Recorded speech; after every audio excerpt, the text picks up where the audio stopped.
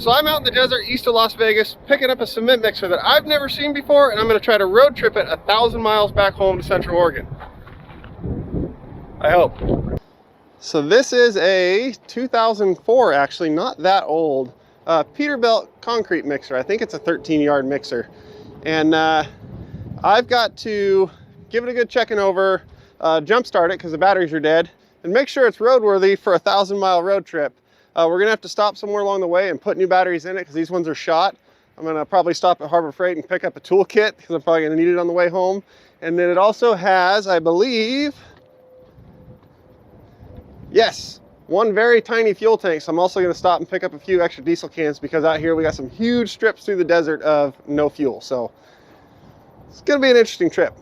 So as best as we can tell from the information we got, this particular mixer was owned by a ready mix company here in Las Vegas. They used it for a short period of time, and then for some reason we don't know, they parked it out back behind their yard in the desert and just left it there for years. And it sat and sat for many years, and then was brought over here to be sold at a no reserve auction. And why it got parked, why it sat for so long, and why it got sold, we don't know. What I do know about it is the ignition is pulled out of it, so I gotta figure that out. It's got some dead batteries, so we'll have to get it jump started and then just go through it, see what else it's gonna need to go down the road. After sitting that long, I'm gonna have dried out air lines, dried out O-rings and seals, gaskets, old tires, and I'm sure plenty of other stuff we'll find as we start driving it. It's got a little bit of mismatching in the tires, but they all look pretty decent on this side. Unfortunately, all these drop axles that are all over it are a different tire size. That kind of sucks. It'd be super handy to have 6 spares right now with me, but no luck. So I don't know the last time this truck actually ran. It's a 04 and it has a crazy low number of miles on it, like low enough that we're all really suspicious about it. So does it really have that low of miles and it's just sat and sat and sat for years? Or does it have an insane amount of miles on it and it's been faked? We don't know. How's it going? All right, another day, brother. Another day, huh? Yes, sir. You might as well change out those batteries before you get where you're going, man, because No, yeah. you're gonna have a hard time with them things. They keep dying out. Well, this is going to the parts store. I'm gonna put new ones in it before I head out of town. To the front office, they have them here. Do they? And you get them cheaper than the parts store. Really? Yes, sir. Okay. At the parts store, they're like 199 Yeah. each. Here, they're like 120 each. Really? You end up paying like 240. Okay. I want to do that then. Yeah. So go to the I don't have any tools to swap them out. I'll do it. I'll swap them out for you. Okay. If you want to start it, we can start it. But I know what I'm telling you. I've started this up over time. Well, you've seen this truck more than I have because this is my first time ever seeing it. So I'm gonna go with what you say. All right. Let's. Can we start it and then get it going? Make sure it actually runs. Yeah. And then I'll go get some new batteries from up there. You want to jump up there and make sure it's not in gear? Oh, we don't need to worry about details like that. All right. Good up here. When they're in gear, because they're started, they take off. Go ahead.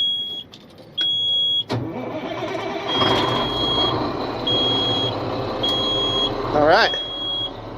We have oil pressure. Everything good. It starts right up. Yeah, it does.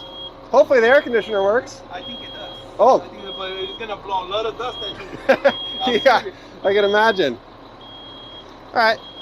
It's going to blow dust. Just building air, so I'll run up front and talk to them, get 2 new batteries, and then meet you back out here. Yeah. All right, well, the truck started right up. That's a very, very good sign. Oil pressure come up right away.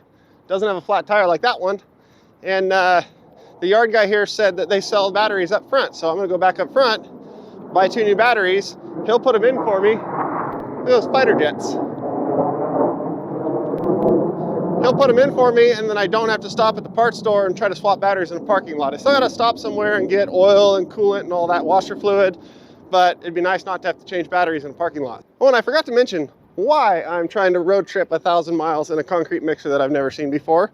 And we'll get to that. Some really nice Peterbilts here. There's a couple winch trucks back there. We'll go take a look at those on the way out. We just ran in the office here. Got some new batteries paid for and a bottle of water.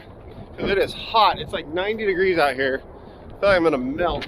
But I guess they're gonna bring some new batteries out to the truck and Okay, so for those of you who don't know what Ritchie Brothers is, it's a big, huge auction company. They're all over the world, and they auction off heavy equipment and trucks and some smaller vehicles and stuff like that for construction companies, mining companies, trucking companies, and all that type of stuff. Over the years, I have bought a lot of stuff from Ritchie Brothers auctions, and that is why I'm here today. Is someone bought that concrete mixer, and it's going over to the Oregon coast, going to run over there. The problem with concrete mixers is they're very expensive to haul because they're so tall that they have to be on a drop deck low bed trailer, and they're so long that they don't fit in your average drop deck low bed trailer. So you got to get a specialty extended drop deck trailer, or have them towed by a heavy wrecker, and a 1,000-mile heavy wrecker tow is expensive. So they're having me come down, pick it up, and drive it back, hopefully. I spotted this one when we were walking into the office. Looks like a Pete 378 with the slanted hood, short hood. Got the heavy front end on it. And it's got, that's a 65K DP winch on the back of it. That's a big one. Okay, back to our mixer. If it has anything to do with trucks or equipment or anything like that, you can find it at a Ritchie Brothers auction. These places are like a candy store for people like me. Oh, good thing I'm not driving that one. Look at that front wheel, got a little lean to it. This yard is huge. It's way too hot for this. Here you go. There you go. You're the man. Thank you.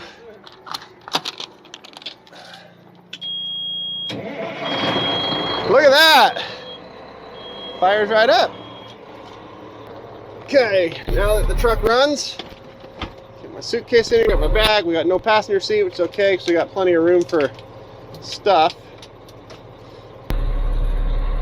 Battery's charging, which is the important one. Air pressure's up to 120. We have oil pressure, water temperature's coming up. Now, most important, oh yeah, oh, dusty, AC on. Okay, so it's only got all the way low and full blast, but it's 90 degrees out here, so we'll take full blast. All right, we got a release form. There goes the loader. Let's head to the gate and get out of here.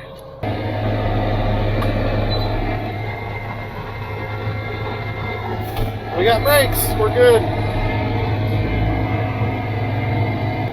Check it out, we got a power passenger window, but a manual crank on the driver's side. Roll that up so the air conditioner works. Wow, it does not turn sharp at all. Luckily we got a lot of straight roads out in the desert. Hey, now we just gotta see if they'll let us out the gate. Look at that! We got an open gate. And I hear some more fighter jets out there. Oh, haven't shifted a truck in a while. A long while. That was better. All right. Off we go into the desert.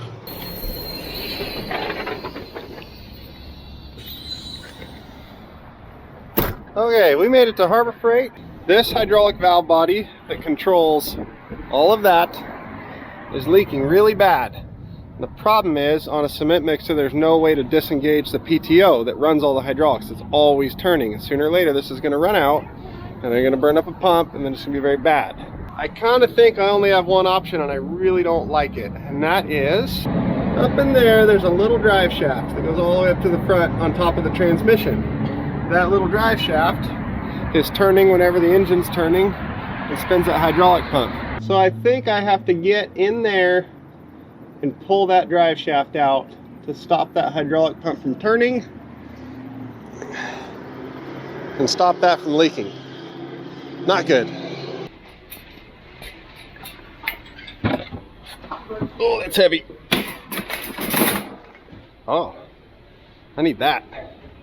Oh, I don't have anywhere near enough tools to fill that, but dang, it's huge. We're gonna need these. Gonna need this.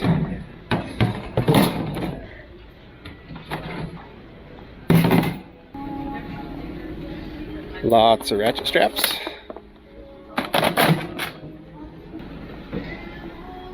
More gloves.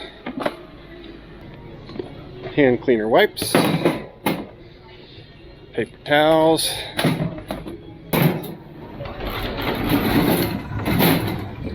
Alright, let's go see what we can do.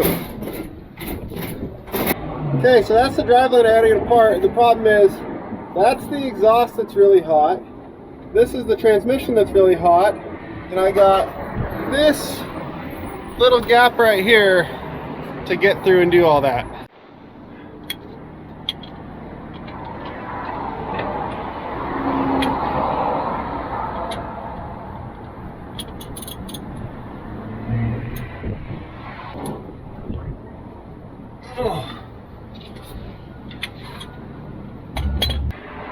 Oh, it's so hot.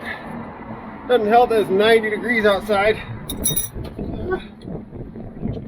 need a different socket. It's all the way over there.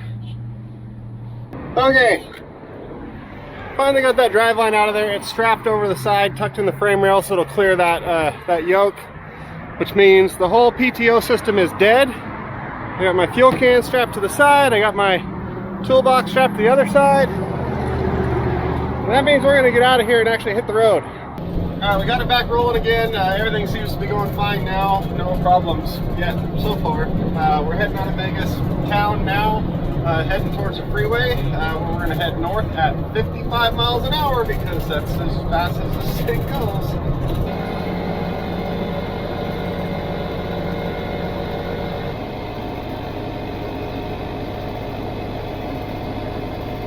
Stop to check everything over. Good news is no more leaking. It's not dripping anymore. It's still a mess back here, but it's not leaking. Toolbox is still in place. All the tires are still hanging on there. Everything seems to be doing good so far. And what I was most worried about is that axle still up there at the top. That hydraulic pump runs this cylinder down here, which raises and lowers this, and it can keep a constant pressure on it. And I was worried by disconnecting that, if that had any leak in it, without having that constant pressure, and want to start dropping down. But I'll just keep an eye on it. If it does start to drop down, I'll just stop somewhere, grab some chain and binder, and chain that thing up to the back of the mixer frame there, and it'll be fine. You just can't beat the views out here.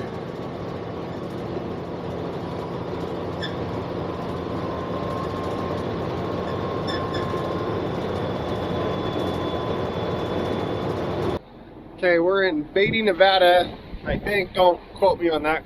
But we're getting fuel here because our next stretch to the nearest town fuel stop is a big, huge run through the desert. So we're also going to fill up a couple extra gas cans. This is another 50 miles of extra fuel just in case. And then we'll head out and see how far we make it. Okay, we got all our fuel filled up. A couple snacks and some waters for the road. Enough supplies to make it through the night if we get stranded out here in the desert. So let's head off into the darkness. I was thinking about it and I realized the last time I've actually drove a big truck was when my other truck caught on fire like 2.5 years ago. So it's been a while since I've actually drove a truck. Okay, we have some sort of problem. Something is dragging behind this truck. There's the light. Okay. Okay. The arm's still up. That's my biggest concern. Oh, there it is. I was thinking maybe this fell down, but the chute fell off the back, dragging down the road. Luckily the safety cable's here to catch it. Why did you fall off? Oh, I see. Okay, look at these hooks here that they drop into, each one. Notice how this is all kind of straight in line. That one is bent out. So these latches probably just finally worked away enough and fell out, which means we got to do something with the chute out here in the middle of nowhere. So I'm gonna get started on that.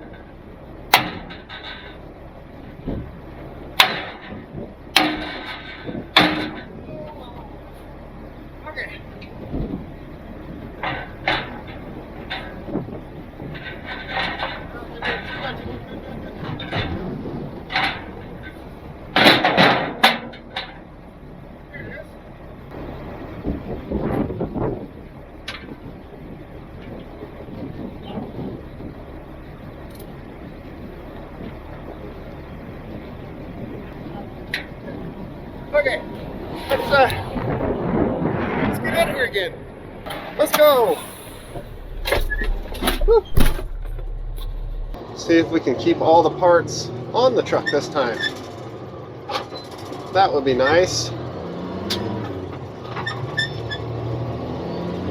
All right, we just stopped and got fuel in Tonopah or Tonopah or however you say it, Nevada.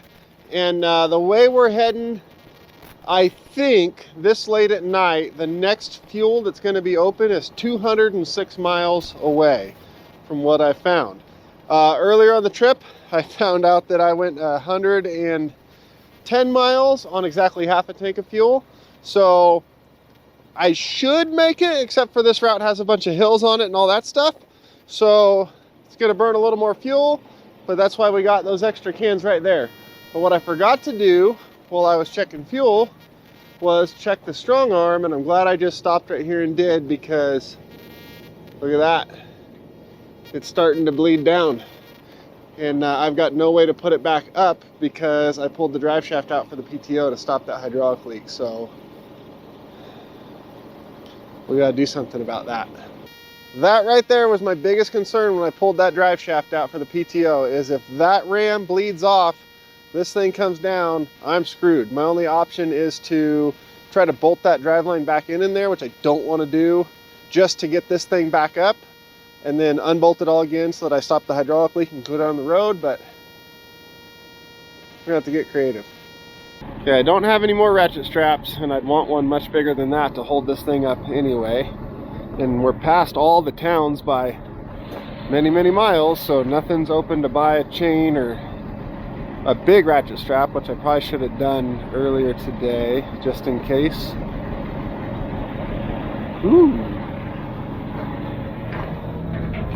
The safety cable for the chutes. Since I have the strap on them now, this isn't really necessary. So if I take this off, maybe I can wrap it around right there a couple times and get it tight to where it catches this thing before it gets too far back, because it's not going to take much weight to hold it there, but if it gets way out here, then we have a problem. Let me go get a wrench. And this easy little just let's drive a mixer back thing is turning into quite the adventure. Oh, that's not good. Dang, it's painted on there. That's a problem. That one will come loose. I would really like this one to come loose, because that would give me a little more length, which I might need. No, it ain't gonna do it. Just gonna round it off. So take this one and leave this here. Who thought it was a good idea to road trip a mixer that we've never seen before 1,000 miles home? And yeah, the customer who bought this has never seen this truck in person, and I had obviously never seen it in person, so we're kind of just hoping for the best when I flew down here, and now we're figuring out what the best is.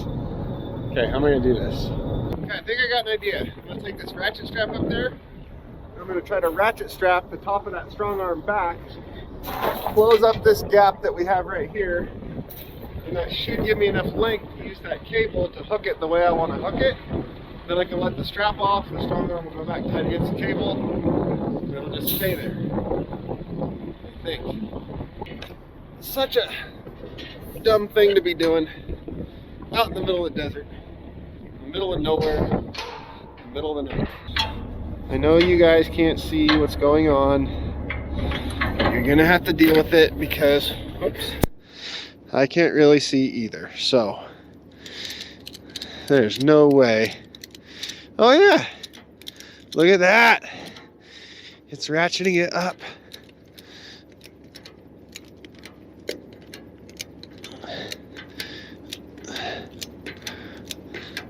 Okay.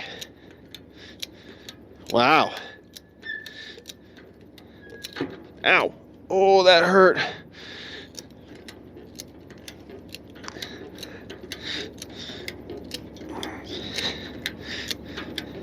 Okay. We're all the way back up. I'm going to go get that cable. Okay. So to open this back up, not drop the wrenches or the cable or myself.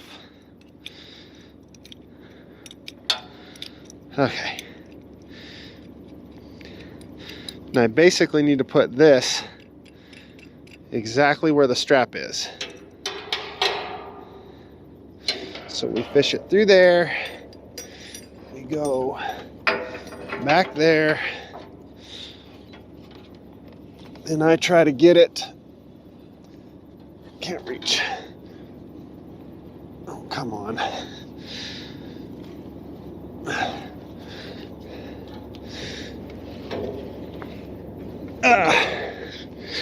Got it.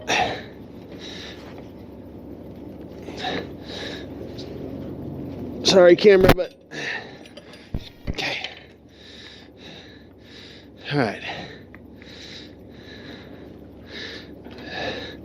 Okay. Come on. Did I hook the ratchet strap? Okay.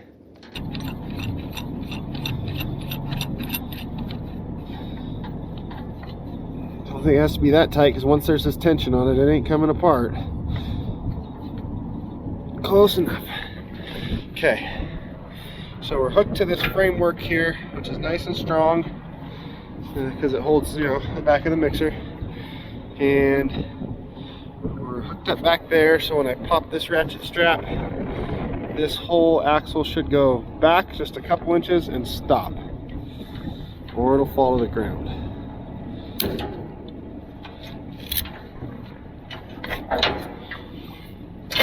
Woo!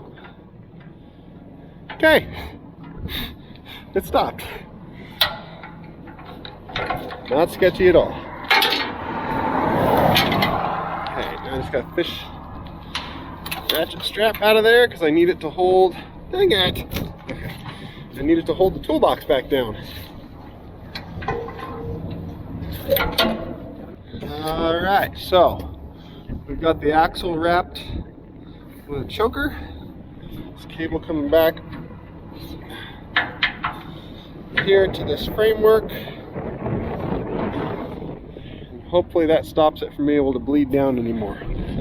Okay, let's get down.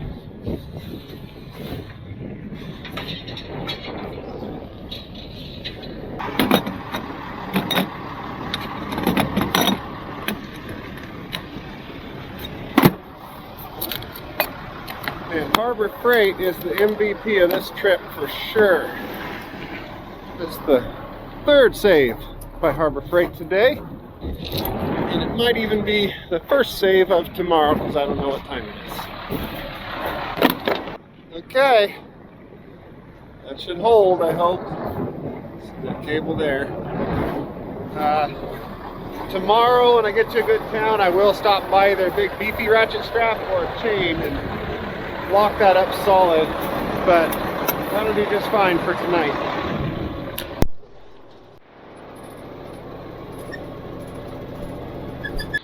Good morning, it is the next day. As you can see, I camped out here just in the hills just outside of Austin, Nevada. So I'm just taking a little walk around, enjoying the view out there while the truck warms up a little bit. And then we'll keep heading out of here. I did not make it through that whole stretch last night that I thought I was going to.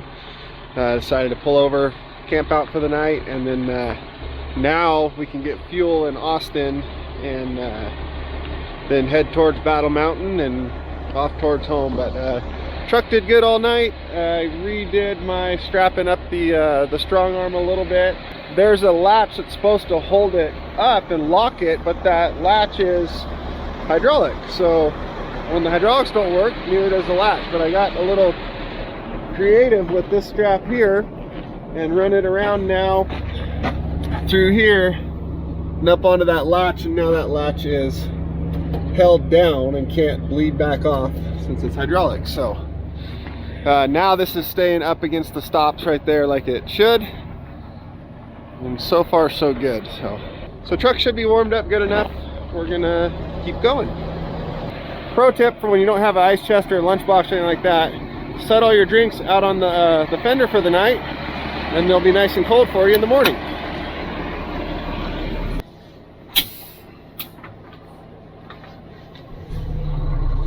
All right, off we go again.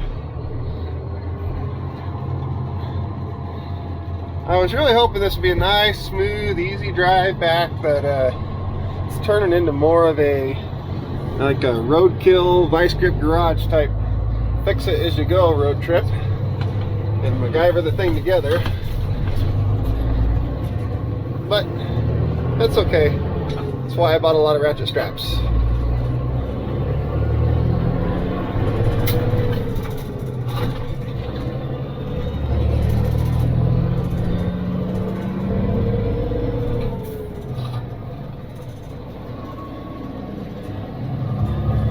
Up the mountain we go.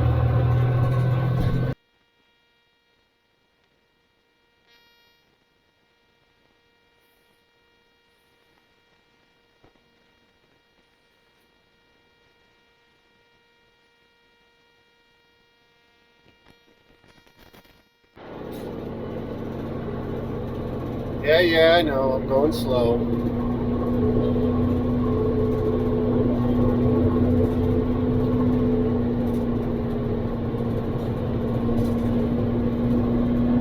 There's the town of Austin, Nevada, down there in the hole, and we don't want to go barreling through that, so take it easy. One tip when you don't have an engine brake, or if you need more than engine brake, lock your engine fan on, and the extra resistance from the engine fan does help the motor hold back a little bit. Not like a whole lot, but it does help.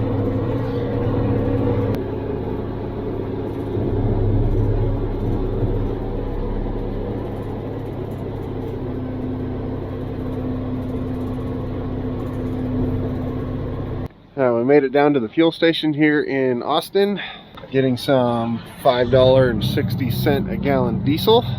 But once we get this topped off, we'll continue on down into this valley a little bit and then head to the north.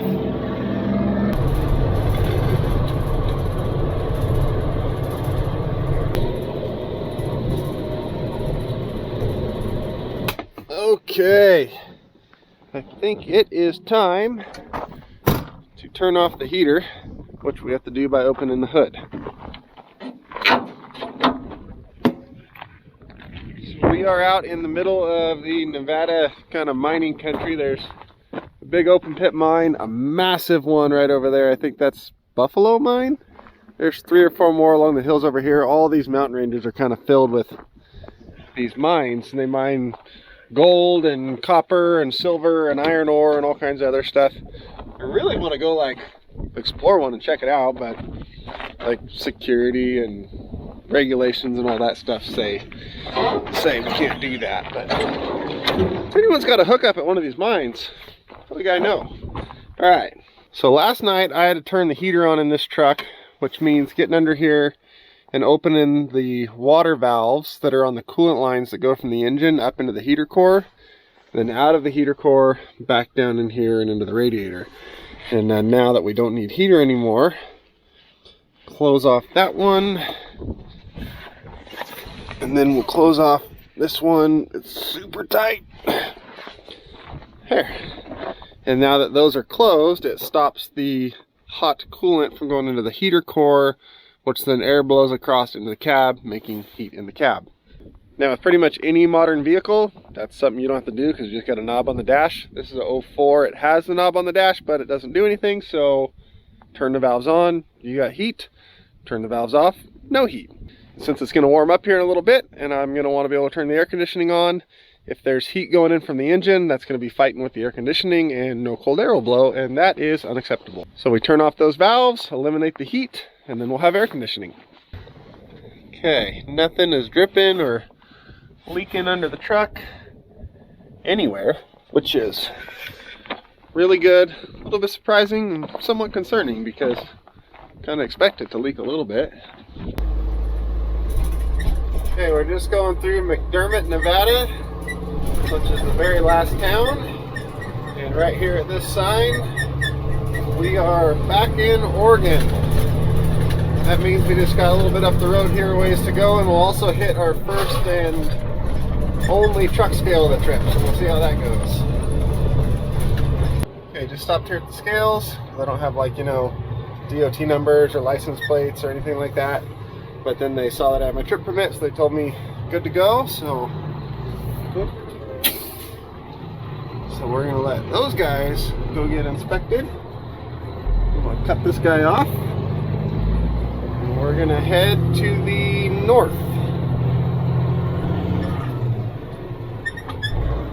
That is definitely a much better, comfortable way to travel than just to make sure. And I know I said that really weird, but oh well.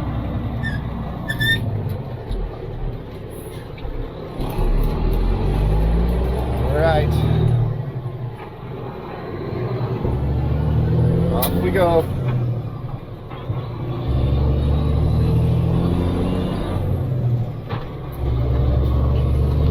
All right, we're in Burns, Oregon on our last fuel stop of the trip. From here, it's 130 miles back to my house, so we fill it up here. Should be good to go. Last leg of the journey, then we are done. Well, until we actually have to go deliver. But after this, I'll be home, which is the important part. Okay, start up. One last time. My ignition fix is holding up, so should be good to go. Okay, last time getting on the highway, last leg of the trip. Oh, we got a clear spot. Let's go home.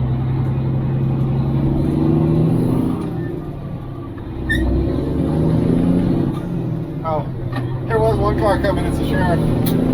Whoops. Oh well.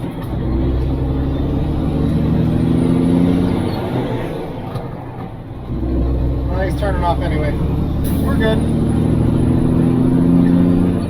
Okay, so the plan is I'm going to take it to my house right now so that I can be done at home. And then tomorrow morning I'm going to take it over to Austin's house because it's got some cracks in the framework for that whole drum subframe. Austin's going to do all the welding repairs on that, and then maybe next week sometime we'll take it over to Eugene to another shop that's going to go through front to back on this thing and make sure it's all dialed in, ready to work, and then it will go to the customer where it will be put back into service as a concrete truck. We are home.